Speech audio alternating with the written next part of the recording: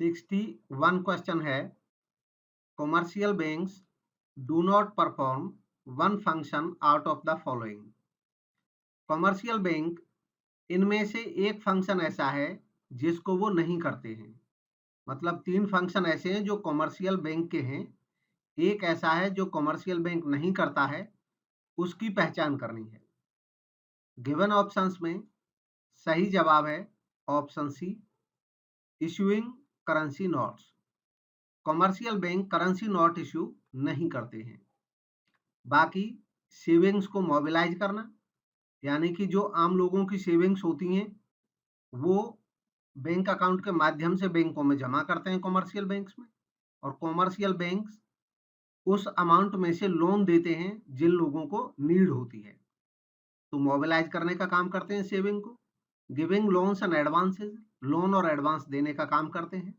Financing priority sectors, priority sectors को finance करते हैं। प्रायोरिटी सेक्टर्स ये सरकार किसी देश की तय करती है कि कौन से क्षेत्र, कौन से सेक्टर ऐसे हैं जिनको प्रायोरिटी वाले माना जाए, यानी कि जिनको पूर्वाधिकार हो कि इनको पहले फाइनेंस मिलना चाहिए। जैसे होम लोन के लिए या एग्रीकल्चर लोन के लिए सरकार की प्रायोरिटी होना, तो बैंक उनके लिए भी प्रायोरिटी सेक्टर लोन देते हैं। Issuing currency note, currency note issue करना किसी देश के सेंट्रल बैंक का काम होता है, केंद्रीय बैंक का काम होता है। भारत में जो केंद्रीय बैंक है वो है reserve bank of India, RBI. तो इंडिया में आरबीआई यह काम करता है करेंसी नोट इशू करने का काम, और आरबीआई भी बाकी करेंसी नोट इशू करता है छोड़ करके 1 रुपी नोट को। जो 1 रुपी नोट है वो इशू करना आरबीआई का काम नहीं है, वो मिनिस्ट्री ऑफ फाइनेंस के अंतर्गत आता है। इसीलिए जो बाकी करेंसी नोट होते हैं उन पर रिजर्व बैंक ऑफ इंडिया के गवर्नर के साइन होते हैं, जबकि 1 रुपए के नोट पे जो साइन होते हैं वो मिनिस्ट्री ऑफ फाइनेंस के सेक्रेटरी के होते हैं। हालांकि वर्तमान में 1 रुपए के नोट की छपाई बंद है। 62nd क्वेश्चन है, how does a commercial bank create money. किस तरीके से एक कमर्शियल बैंक मनी क्रिएट करने का काम करता है। गिवन ऑप्शंस में जो 4 ऑप्शंस हैं इनको एक दफा पढ़ें फिर बताएं कौन सा सही है। तो जो सही जवाब है वो है option B, by lending a part of its deposits. अपनी डिपॉजिट्स का एक पार्ट लेन करते हैं, उधार देते हैं लोगों को, और इस तरीके से मनी क्रिएट करने का काम करते हैं। किस तरीके से होता है मनी क्रिएट करने का काम।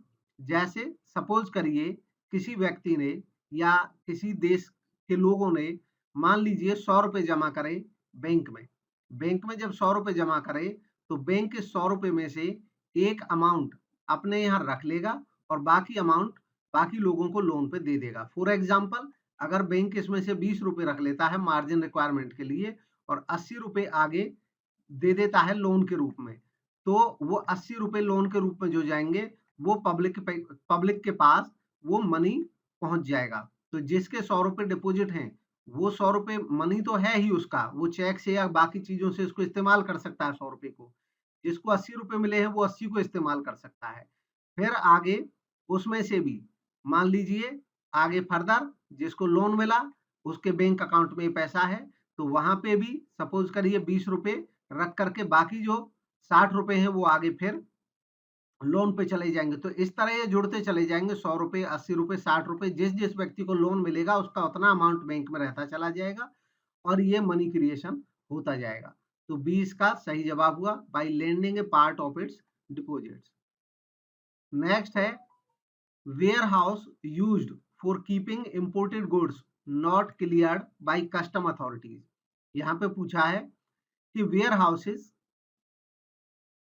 जो इंपोर्टेड गुड्स को रखते हैं, ऐसी इंपोर्टेड गुड्स को जो क्लियर नहीं कराई गई हैं अभी कस्टम अथॉरिटीज से।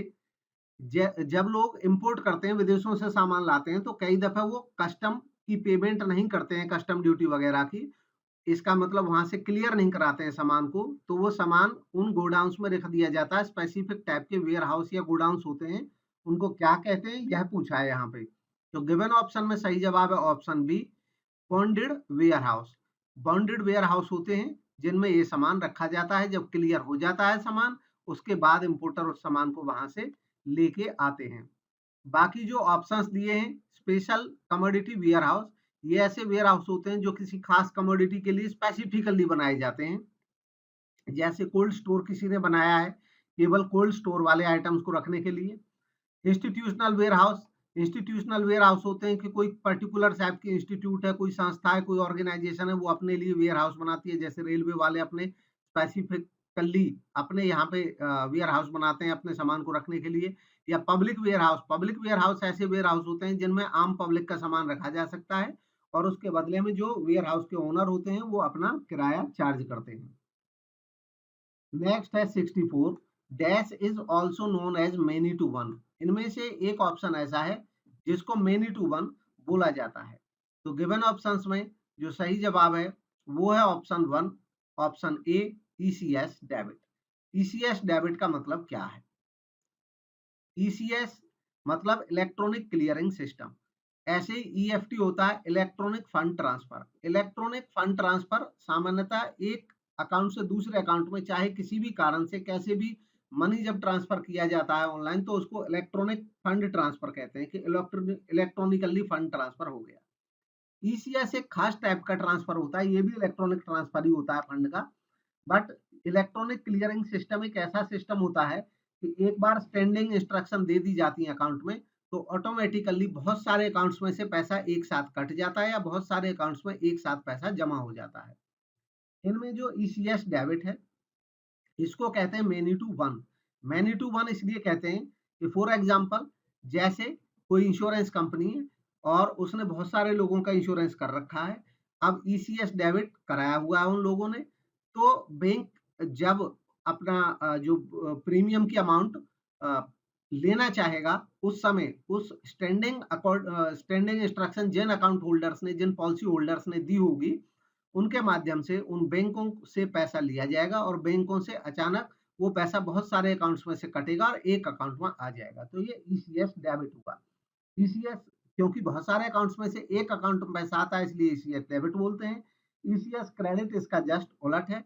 इसमें ईसीएस के माध्यम से क्रेडिट होता है पैसा। जैसे कोई कंपनी अपने एम्प्लॉइज को सैलरी देती है तो वो अपने यहाँ से ईसीएस क्रेडिट करती है, एक साथ बहुत सारे अकाउंट्स में पैसा क्रेडिट हो जाता है। तो यहाँ पे ए इसका सही जवाब था, मेनी टू वन। नेक्स्ट है principle of uberrimae फिदेई implies for. ये प्रिंसिपल यूबेरिमे फिदेई का मतलब क्या है यह पूछा है। तो गिवन ऑप्शंस में चारों ऑप्शंस को पढ़ें, देखें कौन सा सही है।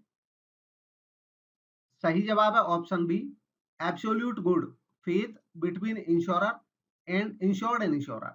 दरअसल यह एक लैटिन फ्रेज है जिसका मतलब होता है अटमोस्ट गुड फेथ। हिंदी में कहते हैं परम सद्विश्वास।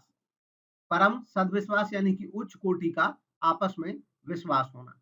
तो इंश्योरेंस के केस में एप्लीकेबल होता है कि जब कोई पर्सन इंश्योरेंस कराता है किसी कंपनी से तो उसको इस प्रिंसिपल के तहत परम सद्विश्वास के आधार पे सभी जानकारी सही सही प्रोवाइड करानी चाहिए। अगर ऐसा नहीं होता है, अगर इस प्रिंसिपल का पालन नहीं होता है तो जो पार्टी अफेक्टेड है वो अपना क्लेम देने से मना कर सकती है। तो इसलिए सही जानकारी दिया जाना जरूरी होता है और इसी बात को कहता है यह प्रिंसिपल। नेक्स्ट है which principle of insurance is violated when the insured fails to disclose a material fact to the insurer। तो गिवन क्वेश्चन में ये पूछा है कि वह कौन सा सिद्धांत होता है इंश्योरेंस का जिसमें अगर कोई पर्सन अपनी कोई महत्वपूर्ण जानकारी मेटीरियल फैक्ट देना डिस्क्लोज करना फेल हो जाता है, मतलब नहीं करता है, तो इससे कौन से प्रिंसिपल का वायलेशन होता है। अभी ऊपर वाले क्वेश्चन में वही प्रिंसिपल हमने पढ़ा था। सही जवाब है option B, utmost good faith का वायलेशन उल्लंघन होता है। नेक्स्ट है which of the following service of department of post is on the pattern of courier service. इनमें से ऐसी कौन सी सर्विस है डिपार्टमेंट ऑफ पोस्ट की जो कि कुरियर सर्विस पे बेस्ड है। तो गिवन ऑप्शंस में जो सही जवाब है वो है ऑप्शन ए, स्पीड पोस्ट। जो स्पीड पोस्ट होती है इंडिया पोस्ट की वो कुरियर की तर्ज पे ही होती है, स्पीडीली पहुंचती है, जल्दी उसमें जो पोस्ट है वो जल्दी से पहुंच जाती है, साथ ही साथ उसका पर्टिकुलर ट्रैकिंग भी हो जाती है। नेक्स्ट है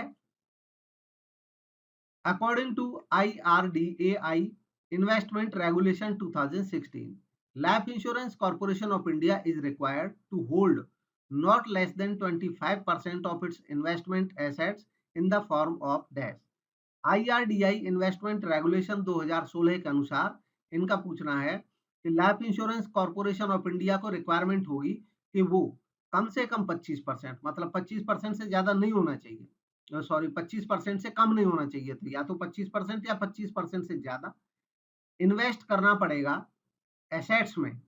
कौन सी एसेट्स में इन्वेस्ट करना पड़ेगा, यह पूछा है क्वेश्चन में। तो गिवन ऑप्शन में सही जवाब है option B, central government securities. तो LIC जो होती है, LIC लोगों से प्रीमियम के तौर पे अमाउंट जमा करती है, बाद में उसको वो इन्वेस्ट करती है कहीं ना कहीं, तो कम से कम 25% पैसा उसको इन्वेस्ट करना पड़ेगा सरकार की सिक्योरिटीज में, सेंट्रल गवर्नमेंट की सिक्योरिटीज में। तो 20 का सही जवाब हुआ। नेक्स्ट देखेंगे 69, a contract of insurance is a contract of uberrimae fidei. What is the meaning of uberrimae fidei? तो ऑलरेडी इस पर डिस्कस कर ही चुके हैं, इसका मतलब क्या है, सही जवाब है option D, utmost good faith. Next है 70th, which one of the following insurance contracts is not based on the principle of indemnity? इनमें से ऐसा कौन सा इंश्योरेंस कॉन्ट्रैक्ट होता है जो प्रिंसिपल ऑफ इंडेमनिटी पे आधारित नहीं है? प्रिंसिपल ऑफ इंडेमनिटी होता क्या है?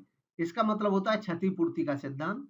मतलब अगर किसी पर्सन ने इंश्योरेंस कराया है और इंश्योरेंस से उसको डैमेज हो जाता है, तो ज्यादा से ज्यादा जो इंश्योरेंस कंपनी उसको पे करेगी वो केवल उसकी इंडेमनीफाई करेगी, मतलब उसके लॉस की पूर्ति ही करेगी, क्षति की पूर्ति करेगी, उसको एक्स्ट्रा पैसा नहीं मिलेगा। तो कौन सा प्रिंसिपल ऐसा है जो इस पे बेस्ड नहीं है, यह बताना है कौन सा इंश्योरेंस कॉन्ट्रैक्ट ऐसा होता है। तो गिवन ऑप्शन में सही जवाब है option C, life insurance. Life insurance के केस में प्रिंसिपल ऑफ इंडेमनिटी एप्लीकेबल नहीं होता है, बाकी इंश्योरेंस में एप्लीकेबल होता है। लाइफ इंश्योरेंस में इसलिए एप्लीकेबल नहीं होता है क्योंकि लाइफ की जो वैल्यू है वो सही से पता लगाई ही नहीं जा सकती है। लाइफ जो होती है किसी पर्सन की वो एक अमूल्य धरोहर होती है, तो इसलिए इसमें ये कॉन्ट्रैक्ट लागू नहीं होता है। आप जितने का इंश्योरेंस कराएंगे, जितना आप प्रीमियम पे करेंगे, जिस अमाउंट के लिए जो इंश्योर्ड अमाउंट होगी उसका वो आपको मिल जाएगी। नेक्स्ट है, which of the following is not a principle governing insurance? इनमें से कौन सा प्रिंसिपल इंश्योरेंस पे लागू नहीं होता है, इंश्योरेंस को गवर्न नहीं करता है, यह बताना है। गिवन ऑप्शंस में सही जवाब है ऑप्शन बी, प्रॉफिट। प्रॉफिट करके कोई प्रिंसिपल नहीं है इंश्योरेंस का, बाकी अटमोस्ट गुड फेथ प्रिंसिपल होता है इंश्योरेंस में, इंडेमनीफाई ये भी प्रिंसिपल होता है, कॉजा प्रॉक्सिमा ये भी प्रिंसिपल होता है। अटमोस्ट गुड फेथ अभी डिस्कस कर चुके हैं, इंडेमनीफाई ये भी डिस्कस कर चुके हैं, क्षति की पूर्ति होती है केवल। कॉजा प्रॉक्सिमा प्रिंसिपल का मतलब होता है कि जब कोई लॉस हो जाता है तो ये देखा जाता है कि जो प्रॉक्सिमेट कॉज है, जो नजदीकी कारण क्या है, और जो नजदीकी कारण है लॉस का, क्या वो इंश्योरेंस पॉलिसी में उसका जो लॉस है इंश्योरेंस पॉलिसी में क्या वो उसका वर्णन है? अगर उसका वर्णन है तो उसको जो उसका लॉस हुआ है उसकी क्षतिपूर्ति की जाएगी। नेक्स्ट है 72, which of the following principle is applicable in the contract of life insurance? Contract of life insurance के मामले में इनमें से कौन सा जो प्रिंसिपल है इंश्योरेंस का वो एप्लीकेबल होगा, यह बताना है। तो गिवन ऑप्शंस में सही जवाब है option A, insurable interest. Insurable interest applicable होता है, बाकी इसमें एप्लीकेबल नहीं होते हैं। इंश्योरेबल इंटरेस्ट का मतलब क्या होता है? इंश्योरेबल इंटरेस्ट का मतलब होता है कि किसी व्यक्ति का जिस सामान में या जिस पर्सन की लाइफ का इंश्योरेंस वो करा रहा है उसका कोई उसमें इंश्योरेबल इंटरेस्ट है कि नहीं है। इंश्योरेबल इंटरेस्ट का मतलब हुआ कि जिसका हमने इंश्योरेंस कराया है उसके होने से हमको फायदा होता हो और उसके ना होने से हमें नुकसान होता हो, तो इसका मतलब ये इसमें हमारा इंश्योरेबल इंटरेस्ट है। फॉर एग्जाम्पल, अगर कोई व्यक्ति अपने मकान का बीमा कराता है तो अगर उसका मकान डैमेज हो जाता है तो ये तय बात है कि ये उसका लॉस हो जाएगा, और अगर वो मकान बना रहेगा तो ये उसका फायदा है। ठीक वैसे ही एक व्यक्ति अगर या एक हस्बैंड अपने वाइफ का इंश्योरेंस कराता है या वाइफ अपने हस्बैंड का इंश्योरेंस कराते हैं तो वहां पे उनका इंश्योरेबल इंटरेस्ट है, अगर तो ऐसे केस में वो इंश्योरेंस करा सकते हैं। आमतौर पे एक हस्बैंड का अपने वाइफ के लाइफ में, वाइफ का हस्बैंड के लाइफ में इंश्योरेबल इंटरेस्ट होता है और इसलिए वो इंश्योरेंस करा सकते हैं। नेक्स्ट है 73, dash involves the examination and redesign of A set of related work activities. इसमें कहा गया है कि जिसके बारे में बात हो रही है उसमें शामिल होता है एग्जामिन करना और रीडिजाइन करना set of related work activities, किसी संबंधित कार्य की जो एक्टिविटीज हैं उनको एग्जामिन करना और रीडिजाइन करना। परफॉर्म्ड बाई एम्प्लॉइज, जो एम्प्लॉइज के द्वारा परफॉर्म की जाती हैं to achieve the business goals, business के गोल्स को अचीव करने के लिए, in work flows in an organization, और एक संस्था के वर्क फ्लो के लिए। तो इसमें कहा गया है कि किसी संस्था के गोल्स को ऑब्जेक्टिव करने के लिए कुछ एक्टिविटीज उसके लोगों द्वारा की जाती हैं, उन एक्टिविटीज को एग्जामिन करना, रीडिजाइन करना ताकि संस्था के ऑब्जेक्टिव प्राप्त किए जा सकें। ये क्या कहलाता है, ये पूछा है। तो गिवन ऑप्शंस में जो ऑप्शन है उनको पढ़ें और उनके अकॉर्डिंगली इसका आंसर करें। तो सही जवाब है option C, business process reengineering, क्योंकि इसमें री इंजीनियर किया जाता है, जो एक्टिविटीज होती हैं उनकी जांच होती है, एग्जामिनेशन होता है और फिर से उनको रीडिजाइन करते हैं। यानी कि बिजनेस प्रोसेस जो होती हैं, बिजनेस में की जाने वाली जो प्रक्रियाएं हैं उनको री इंजीनियर किया जाता है ताकि बेटर तरीके से बिजनेस ऑब्जेक्टिव्स को अचीव किया जा सके। नेक्स्ट है a set of concept and tools applied for getting all the employees focused on continuous improvement in the eyes of the customers is popularly known as। बात हो रही है एक ऐसे सेट की जिसमें कुछ कॉन्सेप्ट या टूल होते हैं, उनको अप्लाई किया जाता है सभी एम्प्लॉइज के द्वारा और सभी एम्प्लॉइज फोकस्ड होते हैं कंटिन्यूअस इंप्रूवमेंट पे, इसलिए ताकि जो कस्टमर है उसको सेटिस्फाई किया जा सके। इसको कहते क्या है? तो सही जवाब है इसका, ट्राई करें कौन सा सही है, चारों ऑप्शंस को पढ़ें। सही जवाब है option B, total quality management. Total quality management यानी कंप्लीटली क्वालिटी मेंटेन करना, हर पहलू को देखा जाता है, कंटिन्यूअस इंप्रूवमेंट किया जाता है ताकि जो कस्टमर है उनको सेटिस्फाई करके रखा जा सके। नेक्स्ट है 75, dash is a work group of employees.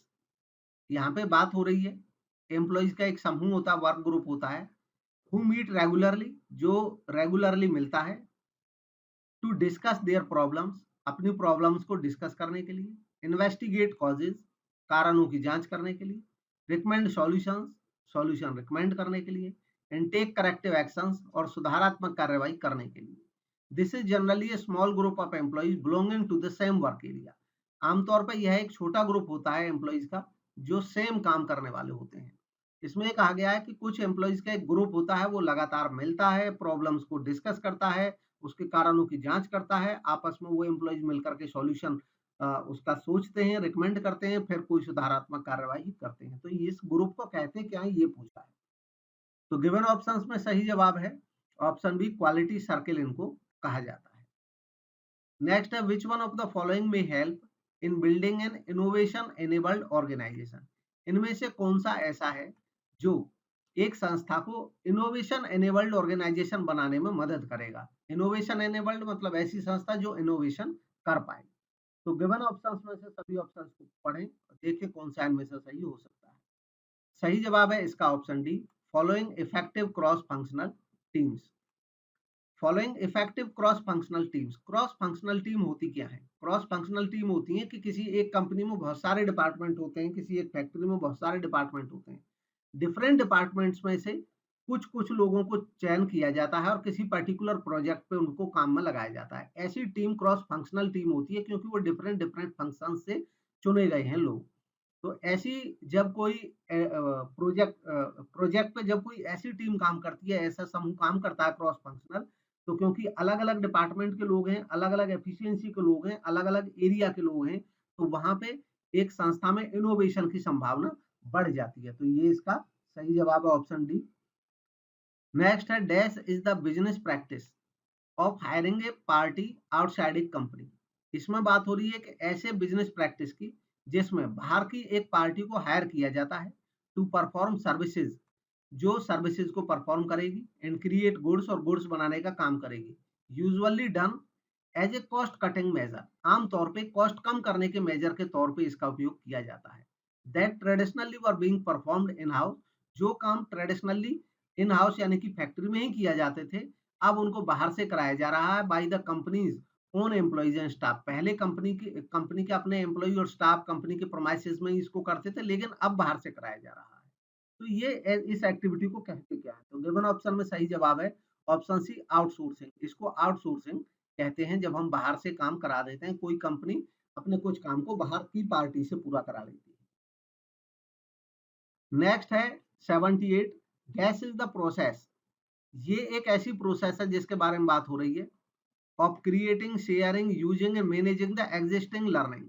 जो वर्तमान लर्निंग है यानी कि वर्तमान जो नॉलेज है उसको क्रिएट करना, शेयर करना, यूज करना और मैनेज करना इन इंफॉर्मेशन, और जो वर्तमान इंफॉर्मेशन अवेलेबल है एक ऑर्गेनाइजेशन की, while facilitating a multidisciplinary approach of achieving organizational objectives। साथ ही साथ एक मल्टीडिसिप्लिनरी अप्रोच प्रोवाइड कराना ऑर्गेनाइजेशन के ऑब्जेक्टिव्स को अचीव करने के लिए by making the best use of learning coupled with thought process. जो लर्निंग है थॉट प्रोसेस के साथ साथ उसका बेस्ट यूज करते हुए ये सब काम करना, मतलब एक संस्था में जो अवेलेबल जानकारी है उसका यूज करते हुए, उस अवेलेबल इंफॉर्मेशन का यूज करते हुए एक ऐसी प्रोसेस जिसमें नॉलेज क्रिएट हो, शेयर हो, यूज हो और मैनेज हो, इस सब को कहते क्या, ये प्रोसेस क्या कहलाता है? तो गिवन ऑप्शंस में सही जवाब है ऑप्शन सी, नॉलेज मैनेजमेंट। इसको नॉलेज मैनेजमेंट कहा जाता है। किसी संस्था की जो एग्जिस्टिंग नॉलेज होती है, इंफॉर्मेशन होती है, उनको मैनेज करना। नेक्स्ट है 79, ISO as a process of business standardization stands for. Business standardization की एक प्रोसेस है, उस टर्म में यूज किया जाता है एक टर्म ISO। इसका मतलब क्या है यह बताना है। तो गिवन ऑप्शंस में जो ऑप्शन है ए और बी ये पढ़ें, इसके बाद ऑप्शन सी और डी ये पढ़ें और अब आइडिया लगाएं कौन सा इनमें से सही है। तो जो सही जवाब है वो है option C, international organization for standardization, ये इसका सही फुल फॉर्म है। नेक्स्ट है और 80th question, as a byproduct of quality circle. Quality circle एक बाई प्रोडक्ट के फॉर्म में डैश, एक यहाँ पे जो रिलेटेड ऑप्शन है इनकी बात हो रही है, means improvement over an improvement, simply saying continuous improvement. मतलब क्वालिटी सर्किल का ही एक बाई प्रोडक्ट है। जो क्वालिटी सर्कल्स होते हैं, समूह होते हैं, उन्हीं का एक बाई प्रोडक्ट के रूप में एक ऐसा टूल होता है जिसमें इंप्रूवमेंट किया जाता है इंप्रूवमेंट के ऊपर, यानी कि लगातार सुधार। तो इसको क्या कहते हैं ये पूछा है। तो गिवन ऑप्शंस में जो सही जवाब है वो है ऑप्शन ए, काइजन। काइजन एक जैपनीज वर्ड है और इसका मतलब होता है चेंज फॉर बेटर और कंटिन्यूअस इंप्रूवमेंट। काइजन को डेवलप करने का जो श्रेय जाता है वो जाता है मासाकी को, मासाकी इमाई। तो ये 80 क्वेश्चंस अभी तक हुए हैं। इसके बाद आने वाले वीडियोस में इसी तरीके से आगे 20 क्वेश्चन करके हम कंप्लीट करेंगे पूरे 1700 प्लस क्वेश्चंस को। Thank you for watching.